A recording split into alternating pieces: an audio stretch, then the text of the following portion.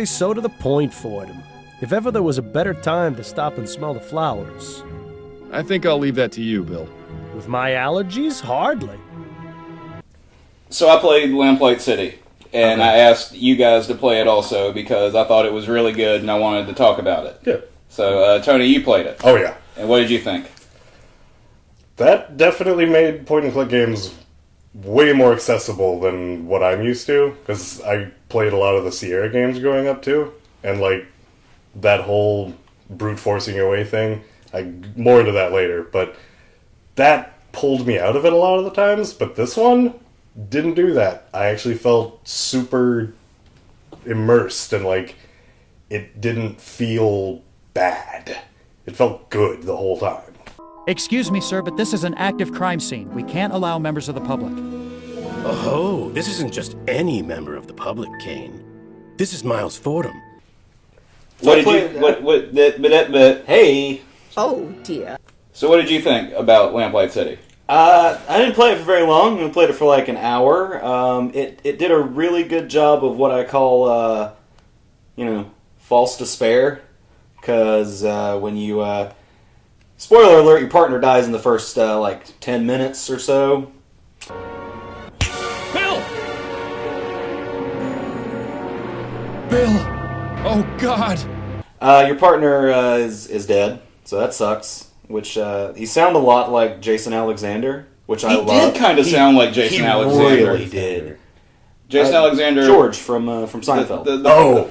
He's always bald, so whenever you see him with hair and anything, it's always very disconcerting. Yeah, like Shallow Hal. Was he in Shallow Hal? Yeah, he was the guy with the tail. He had a tail. Yeah. Oh, yeah. No, I was thinking of that episode of Community. I'm sorry. I didn't mean to startle anybody. Oh, yeah. He had long hair in that one. He had shaggy hair. Well, that was the thing, is I kept not being sure if it was him or if maybe he had like a brother or something because he had such shaggy hair. Yeah. It was a good look, though. But they did this really good thing where they make you... I loved the partner immediatí, right offhand. He was great. And then they murder him. So he's dead, no matter what you do, apparently. But he never leaves. Yeah, he never really leaves. That's kind of that was kind of cool things about the game. What drew me into the game more than anything else after it started proper was that when you click on stuff, it's not your own voice and just saying, "Oh, hey, look, there's a chair right here." It's your partner, giving his opinions on it, and then sometimes you have a little inner dialogue with him that goes back and forth, and that was really interesting. Yeah, 9 times out of 10, he if you click on a painting, he's like, "I just never understood art." Yeah, that was it. That was he'll say little snarky comments "Oh, this is something the bougie people would have in their house." Yeah, totally. It's like you have they have the straight cop and incidentally your partner was gay, so you have the straight cop and then you have the funny guy. Wait, was he gay? He was. Oh, dude, he makes comments on it left and right. See. The Crimson Cat. Which reminds me, I wonder if Stefan is... I think I missed that entire thing. I know that there was the gay, there was the case with who's the black guy had the boyfriend, and you met him at the bar, the fisherman's bar. Yeah. And he says, that's not my type. Yeah, I really liked how they did that, where it just even your character has a chance to say something where it's just isn't it a little hard for you to be out in public like this? And it's just no, everybody at this bar is cool. It's not a big deal. Why are you bringing it up? Right. And that coupled with your black wife. Is everything all right, Mrs. Delacroix? Oh, yes, everything's fine.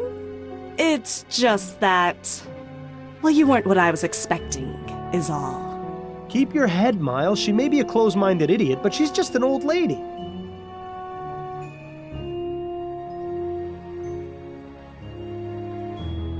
What were you expecting exactly? Well... Now then, Mrs. Delacroix, what was it that you were telling me about Mr. Delacroix and his dogs? Oh, yes. So, Harold came in and said... Impressive. She got off pretty easy. I was expecting a repeat of the Parsons incident. You should give Adelaide a kiss on the way out, though, just to make the old bat feel extra uncomfortable.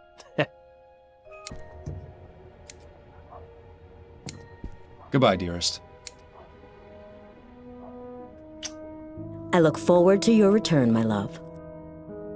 In the 1800s that like every other character makes comments on, and y'all are just like, we're fine, we're in love. If you have the dialogue with your partner, which by the way is not why I got very far in the time playing, because I sat there while trying to solve the case in the flower shop, and I envisioned it in my head. I'm just sitting here bullshitting with my partner and making small talk while this lady's like, Who's stealing flowers and leaving money? It's perplexing. And I'm just like shooting the shit with my partner for like half an hour. There is a lot of exposition. It's really good, and that's one of the things I liked about it. It's like you have a full-blown conversation with people. Oh, totally. Yeah. And the bell. I must have rang the bell like 20 times. Yeah. Which is another reason why I didn't get very far. Yes, I'm right here. There's really no need to ring that bell when I'm standing here.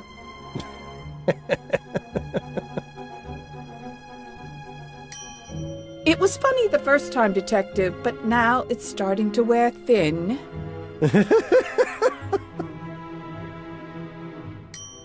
Detective, please. Every time you ring it, she's like, I'm right here. Ding! And then your partner right here. giggles. That's why I love him so much. It's like, I'm just irritating the shit out of this old lady. My partner just loving it. I really wanted to play as the partner.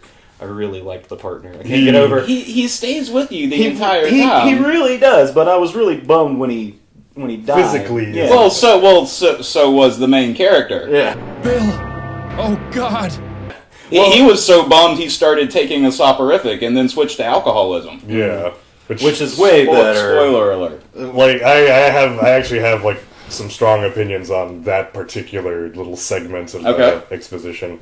Like, it's one of my complaints with the game. It's a very small one, but, like, so whenever you're doing, like, the in-between cases exposition stuff, what kind of bothered me is, like, I kind of cheated here and there just because, like, I would, choose one dialogue option, and then the, you save scummed. You went back to see what would happen if you did it the other way. I did it, like, 2 times. That's not how you play games. Well, no, I get that. But the thing is, like, so whenever your wife goes out and you're just in, she's like, I'm gonna go to this person's house and we're gonna, like, do things, and you're just like, oh, I'm just gonna stay home, whatever, and she's like, okay, and then you don't drink the soporific, but then it's like, well, I did really good, I guess I'm gonna go to the bar, and then you're just like, and you justify, like, I'll just have 1 or 2 drinks or something, and then you come home apparently that night and, like, pee all over her, like, begonias and stuff like that. Right. And, like, and so I was like, okay, I didn't really like how that kind of panned out, so, like, I went back, and I, like, chose one of the other options, and you end up doing the same thing anyway. And because that wasn't something that, like, you really had a choice in. Right, but I felt really horrible about that, because, like, he promised his wife, it's like, I'm not gonna do this, did it anyway. I will say that I thought that part should have been an optional choice, whereas it would say at the bottom,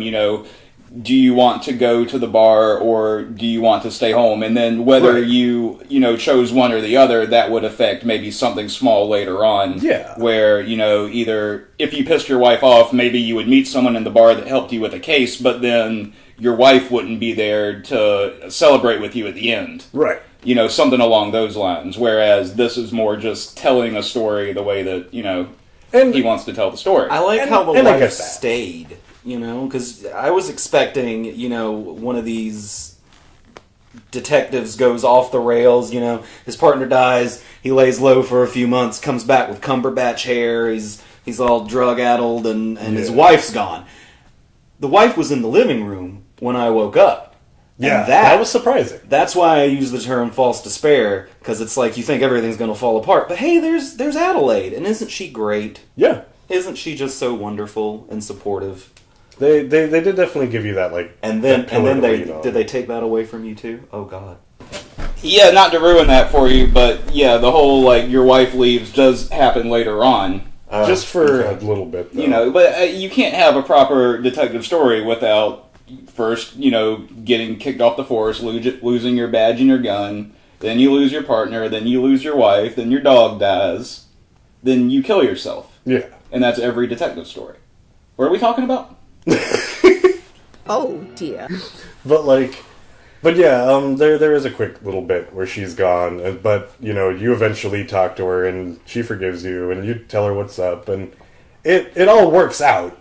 But but with that whole little segment, I just felt really robbed from it because I was like, no, I'm not doing that, and it's like, well, too bad you are, and I was like, fair. I mean, it's telling the story that they want. Yeah, that's the thing, is that there's times when you're watching a TV show, like you like The Office. Yeah. And there are lots of times when you're watching it and you're just like cringing away from the screen because the characters are doing something that you so don't want them to do, but they're going to do anyway, and you can't stop them. And that's kind of a similar feeling, I think. Yeah. The writers did their job. Oh, no. There it is. It kept me sucked in. The whole time I was playing that game, I was like... I would spend like about 8 hours every day for like about 2 or 3 days, and I would just like play it, and I was like, wow, this is awesome. Like, I actually really loved the characters. Everybody felt like cohesive. Everything was consistent. That was a nice thing. Mm-hmm. Like, every character, like your partner, his personality like doesn't really like go too off the rails, like, because you feel like whenever you look at something, like, oh, he hates rich people. And he does. And he vocalizes it a lot. And, like, he doesn't understand art. Keeps that going. Like, it's back and forth. And, like, you end up knowing how people are going to react. Like, the main characters, at least. And talk about how good the writing is and how much dialogue there actually is. It's incredible. Fully voice acted. Fully voiced, which is really rare in a point and click. Yes. She certainly didn't deserve to die in such a gruesome way. Oh, I was visiting with some of my friends. What's to tell? She's a twisted, evil woman who got what was coming to her. And not only that, but even though it isn't like the largest team of voice actors, they do seem to do a pretty good job of like changing up the characters and trying to give each one a specific like little tinge of something that makes them unique. Yeah. I don't like to talk about my colleagues, sir. Yeah, that was nice. The voice acting, I have to say, it was all written by one person. I mean, this game is mostly the brainchild of one person. His name is Francisco Gonzalez. I actually sat down and talked to him. I'll display a link here if that's available yet. If that interview's not up yet, this is just nothing, and this part might be cut out. I'll put something there. I'll put something there. But I did sit down and talk with him. Mm-hmm. Let's try that again. I did sit down and talked to him. What am I saying? Chris, you recently sat down and talked to Francisco, didn't you? I did, thank you. You're welcome. Oh, dear. Before creating Grundislav games, he worked for Wadjet Eye Games. Wadjet Eye? W-A-D... Wadgety? That's not right. Wadgety Games. Wadgety Games. And his last game was Shardlight. If you've heard of that. I think he might have also worked on Unavowed, but I'm not sure. Are you feeling all right, Mr. Montgomery? Yes, I'm fine. Much better than when those pesky police officers were snooping around earlier. But I like you, Mr. Fordham. I can already tell you're not like them. Not like them at all. Please, call me Andrew. But actually, to go with the art part of it, so it looks amazing, actually. Like, it really it's fully rotoscoped, or for probably 90% rotoscope. There's little bits that aren't, but it is, like, from my experience with rotoscoping, 9 times out of 10, it looks awful. This actually made me feel like, again, I felt immersed with it because, like, it didn't have this weird, like, jumpiness to it and, like, a character's, like, face kind of, like, melding weird to, like, fit something. It actually, like, looked good. All the animations, they felt like they had weight to them, and they looked like animations that actual real people would make, not like video gamey character walks. And it's a detective game set in like a old style steampunky type world, but it's not pretentious about it. Yes. And I love that. All that metal and tubing just to serve a hot cup of coffee? Yeah, it like as far as world building went, I didn't feel angry at it because it actually kind of stuck with the whole, like, the idea that if the British Empire had never, like, kind of lost its foothold on everything in the Americas. We're still part of the colonies and everything. It's supposed to be Maryland. There's like swamps and everything up there, so I actually saw the map that they made for it. And it's set in Maryland, which I thought was like really interesting. And it's, like at first I thought it was Louisiana, but it's like no, it proclaims like nope, it is right here. And so you did. So when you say you saw the map for it, that's the after you beat the game, you get access to the bonus features. Yeah. And in those bonus features, there's all the like concept art and like little design documents and stuff like that. But then there's also a map that you never get to see in the game. Did you say a blooper reel? Yeah. There is an audio blooper reel. That's something that's actually very common in AGS games, is a blooper reel, and especially when it's so. I'm always like iffy on bloopers in games because that's just extra time and work that somebody had to do to make like little things look like fake stupid jokes. Mm-hmm. You know, it's like if we released, not that it doesn't sound like something we might do. But if we released a video that was nothing but like us accidentally tripping over stuff, you know, but not accidentally, you know, some just of it is faking purposefully tripping on stuff just for filler. Yeah, exactly. Just Chevy chasing all over the fucking place.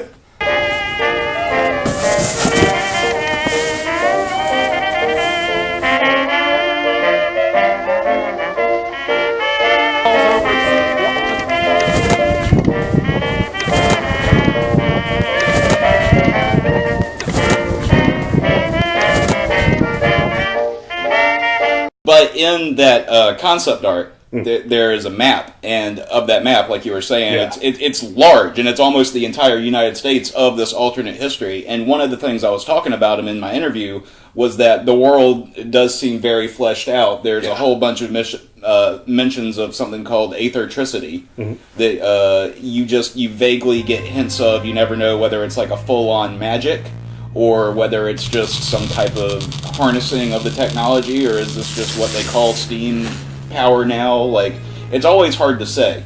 It seems very Tesla-esque. And what was interesting about it when I was talking to him, and he said that obviously that idea had been around since before most of the rest of the game had. Yeah. And the original title of the game was going to be Aethertricity. And there's also, he's planning on doing more works in that universe. I hope to God. Yeah. Like, I love that world. I want to run like an RPG thing in that world. I actually really like it. Gonna address Francisco again. Francisco, maybe you can get in touch with our friend Tony here and release a tabletop system based in your world. Doesn't that sound exciting? I am all for that. Why'd you say it so weird? It's threatening. Intimidating. I kind of feel weird addressing someone I never met before. That's fair. Would you mind letting me in the tomb, please? Afraid I can't do that, sir. This tomb is currently part of a police investigation and ain't available for visits until further notice.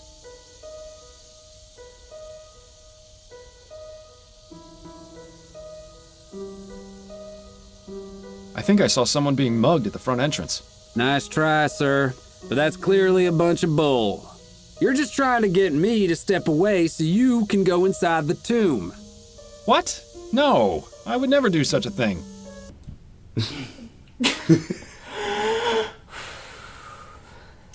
So one of the things I thought was really interesting as far as like adventure games goes was the decision to not have like a dedicated inventory system. Like there's no, you pick this up and try to plug it into a bunch of different things. There's maybe like 2 or 3 moments in the entire game where you pick something up, but even when that happens, you don't actually like have it in an inventory. You just have a list of your clues, and it's in your clue list. Yeah, the journal was super helpful. Yeah, I really liked the journal where you were able to go back and look through everything that you had talked to people about, and it gave you your suspects and everything.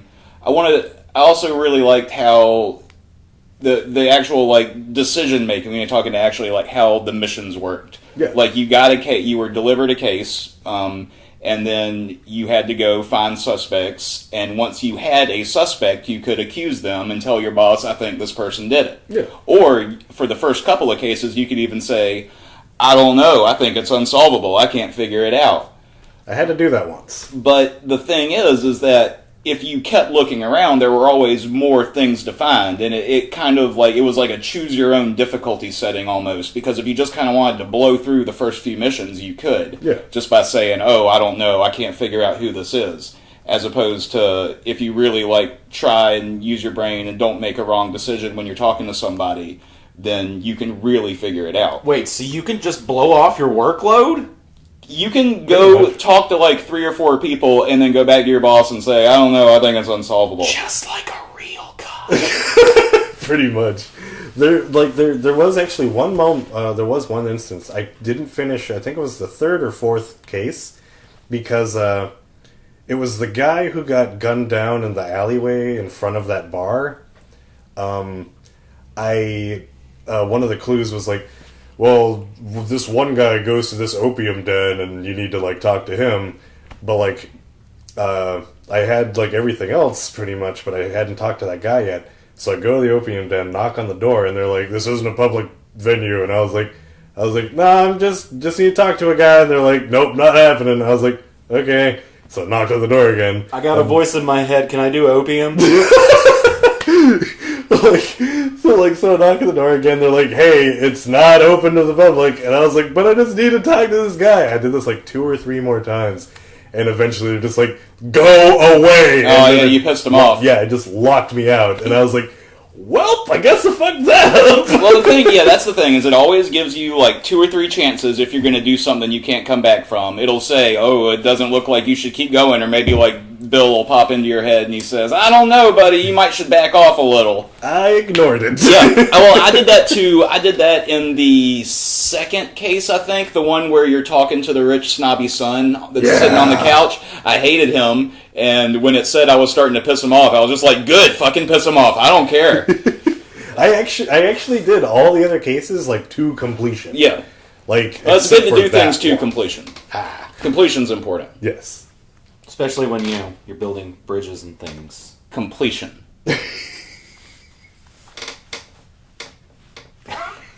We're gonna cut that, right? No. Cut it to completion. Oh, dear.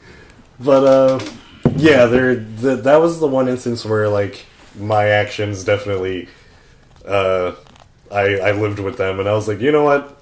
Screw it. I did this to myself. Oh, well. Not enough games let you live with the consequences. Oh, yeah. Well, that was one of the taglines, was it's a detective game that's okay to fail at. Yeah. And that's what it is. I like that. It really feels like that. Interestingly, though, you can't fail it all the way, because if you don't get at least like 3 out of the first 4 cases, or like 2 out of the first 4 cases done, you can't access the rest of them. Yeah. Like, it will cut you off. You can't just blow your way through all of it. There is actually some fantastic foreshadowing. There's good foreshadowing, and there's also just like very complex situations that, like, when you figure out the actual plot of why this person died, like, it's intense. It's like this woman thinks her baby this woman stole a baby because she thought that it was the reincarnation of her son who died like a year ago or something. Yeah. No, you've got it all wrong. This is my son. This is my Alexander. Ma'am, please don't make this difficult. It's very, very strange stuff. And then characters that you meet in the first couple of cases come back later, and if you had been nice to them before or helped them with maybe some of their side stuff, they would help you out. Yeah. But then if you had pissed them off earlier, they wouldn't. And so there was a lot of that I thought was good. Yeah, there was a lot of, like, your choices and actions have consequences. And they delivered that, and it felt great. Like, I really felt like I was part of, like, a world that was, like, alive. Like, it was great. I do have to say, like, this is more just, like, it's not even a nitpick, it's just, like, this, like, I just thought it was, like, kind of funny. The names of a lot of the things, like, I get that they have, like, that old English kind of, like, spelling and pronunciation. Chumley, that... Every time I saw how Chumley was written out, I was like, that is not how it's pronounced. but it totally is. It's like Charlemerlery. Yeah. Charlemerlery. Yeah. You know what? The only reason I knew what Gaol was jail. Yeah. The only reason I knew that is because I had just played Bloodborne, and there's an area in that that's called the Hypogean Jail. Which I'm probably also mispronouncing. Old Middle English / Celtic. Like, if you ever see whiskey written out in Old Celt, it's like O-U... Whiskey! Whiskey, yeah. Whiskey. O-U-S-Q-U-E or something. And but the thing is... Whiskey. But I like it. Yeah. But the thing is that attention to detail is, again, what sucked me into the world, because I was like, yeah, this is like the 1800s. And it doesn't make any, like, concessions for you if you're not, like, quite picking it up at first. I really enjoy worlds that just kind of throw you into it, and they don't say, okay, well, when we say this, we really mean this, and when they say this, they really mean this, and this is analogous to this. It's just like, no, we've got a bunch of made-up words. You got to figure out what they are. Exactly. Like, and again, that's actually one of the reasons why I get super sucked into, like, certain TV shows, where it's like, what does that mean? Why do they keep saying it? Why is no one talking about what this means? And then, like, by the end of the first season, you're like, oh, that makes sense now. I think that was one of the reasons I like that show Firefly. Yeah. Was they never explained why everyone was talking a mix of American and Chinese, and they didn't have to, because you could figure it out through context. And that was one of the things that drew me into that show. That's much better than what Battlestar Galactica did, which is just creatively replace curse words. Yeah. Frackin' hell. Yeah. Yeah, that certain bits like that are really heavy-handed. Yeah. And that makes you... It's really clunky. It's clunky, and it kind of insults you in a way. Yeah. Like, with Lamplight City, I never felt insulted as a world builder myself. I felt very, like the game was just being like, hey, here you go. Here's the information. We'll tell you eventually. Just don't sweat it right now. Yeah. I'll tell you, the only time I was a little taken out was when you go into when you meet the scientists. And there's that little lab where they're, like, studying aethertricity. Yeah. And that one room, it was just like, this seems really advanced. Yeah. Compared to everybody else. But also, like, if their, aethertricity stuff is working, right, then maybe that's the point, is that it's more advanced. Yeah. So I don't know. I mean, it did feel a little, like, kind of out of place as far as the setting goes, but I mean, again, science. Yeah. Why not? But no, but overall, almost every single aspect of that game I loved, like, a lot. Yeah, I did too. It's the first adventure game that I've played in a good while that I really, really got into and really, really enjoyed, and also finished it to completion. I've got a lot on my plate right now, okay? Oh, dear. I was actually going through the achievements just to kind of, like, get a taste of how much I'd done. I think I only got, like, 30% of them on my first completion. Apparently, there are a lot of endings. Really?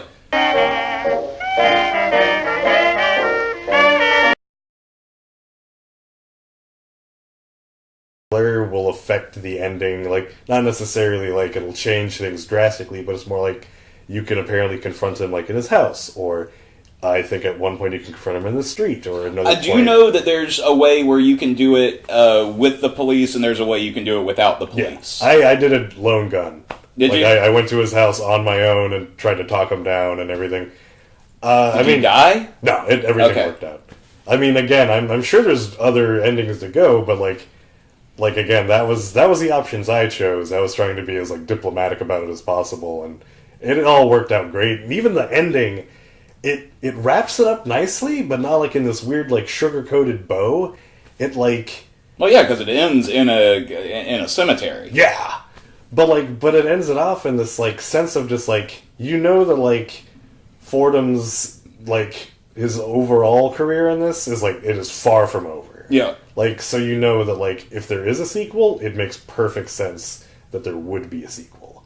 Thank you, sir. You may have just saved several lives. But I'm going to have to spend several crowns in order to get things back to normal. Now, if you'll excuse me... Did you have any glitches at all when you were playing? No. Because I had a strange thing that if I walked away from the game for more than 10, 15 minutes, like if I went outside to smoke a cigarette and then maybe got distracted or, if I was just gone for a little while and then came back, the text wouldn't pop up right. Like, I wouldn't hear the audio, and it would just jump to the end of every conversation, or it would jump to, like, where I needed to input something, and then it would just skip everything. And then it would fix itself if I reloaded the game. Yeah. But for the rest of that time, until I turned it off and turned it back on again, it wouldn't work properly. The text and audio. That never happened to me. The nearest thing of, like, a glitch is whenever I would go outside for a cigarette, and I'd sit for, like, 10-ish minutes, and usually I had the journal open when I did that, because, like, I wasn't in the middle of a dialogue or anything. And I was like, okay, cool, good stopping point. Boop! So I'd sit there with the journal open. It would take, like, maybe a solid, like, 10 seconds for, like, the mouse to, like, recombobulate itself and, like, to get everything to catch up with itself. But that was... I wouldn't even call that a glitch as much as probably my computer being like, oh, I thought you were done! So I don't know, maybe results vary as far as that's concerned. But I didn't really have any issues. I mean, if that's the only issue that I had, and you didn't really have any, as far as a game that was developed independently by just a few people go, that's incredibly impressive. Oh, yeah. Because it doesn't take a lot to mess up a game. No. Looking at you, Bethesda. Speaking of that, how's Fallout 76 going? Boring. It sucks. It's kind of boring. Yeah. But Lamplight City, I give you 6 out of 6 Cavendish pipes. One for every 10 minutes of your game I played, Cisco. I mean, yeah, fair enough. Alright. I definitely give it, like... I give it 9 out of 10 street lamps.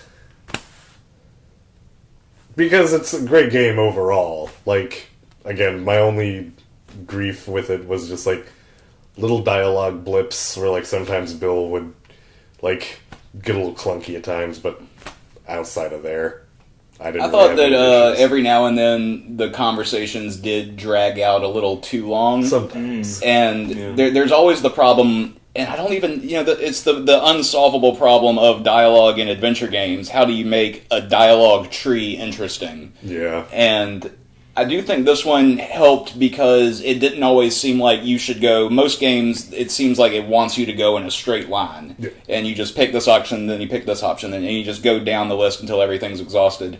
Whereas this, I don't know if it was a tribute to the writing or just the way that the things were ordered, but I found myself like more consciously saying, okay, well, I should say this, and then go to this, and then go to this, because they lead in more conversationally than it would if I was just like, well, tell me everything about your couch. Tell me everything about the inside of your home. You want to make it sound like an organic conversation Yeah. as opposed to just a series of weird questions. Yeah, exactly. Right. Yeah. It did do that very well. Oh, yeah. Like, I mean, you had to sort of make the options for that, but again, the dialogue was just like, it felt good. It felt normal. It felt organic. It's nice to be able to play a game like this in, it was 2018 when we played, it's 2019 now. Yeah. But, 25 years after the heyday of this type of game, it's nice that people are still, like, finding new ways to kind of twist it and make it awesome. make it just really nice in their own and personal and a new experience that feels like a game experience. You can only shoot zombies and aliens for so many years before you want something different. Yeah. And then point and clicks and roguelikes and side scrollers and platformers are coming back. So maybe their heyday wasn't necessarily over, they just kind of went into hibernation. Yeah. Recommend it. So, would you recommend Lamplight City? No. Oh, dear. No, yeah, it was It's good. only for us! Yeah, no one else can play it. No, it was a good game. If you like point and clicks, or if you haven't played a point and click in like 15 years, and so your brain's not ruined by all the other. Oh man, you know, it was a brain ruining experience and turned out to be the last point and click adventure I played before this one. Hugo 2, Darkseid, and Darkseid 2. Which one was Darkseid? It was the one. Is that guy he fights in Injustice? No, it's Darkseid. Yeah. all the art is Geiger style, and an alien lays an egg in your brain, and you have 24 hours to foil their plot or some garbage. I think I remember. Like partially voiced by an awful voice actor, and it's hilariously bad. Those always make me happy, though. But the dude's name is Mike Dawson, and he looks like, Jeff Foxworthy, but, 90s Jeff Foxworthy with the mustache and the hair and the fucking leather. Nice. the calfskin jacket, you know what I mean? And the boots. We're going to do a little bit of redneck dictionary for y'all. Mayonnaise. Mayonnaise, a lot of people here this evening. If you... Eric's impression of a cowboy whose balls are dropping, everybody. That's Jeff Foxworthy. Oh, God. Yeah. If you ever spit tobacco spit into your grandmama's urn that just happened to be a Parker's cup, you might be a redneck. Oh, Jesus. The end. Hey! Bill, wake up! The carriage is on fire!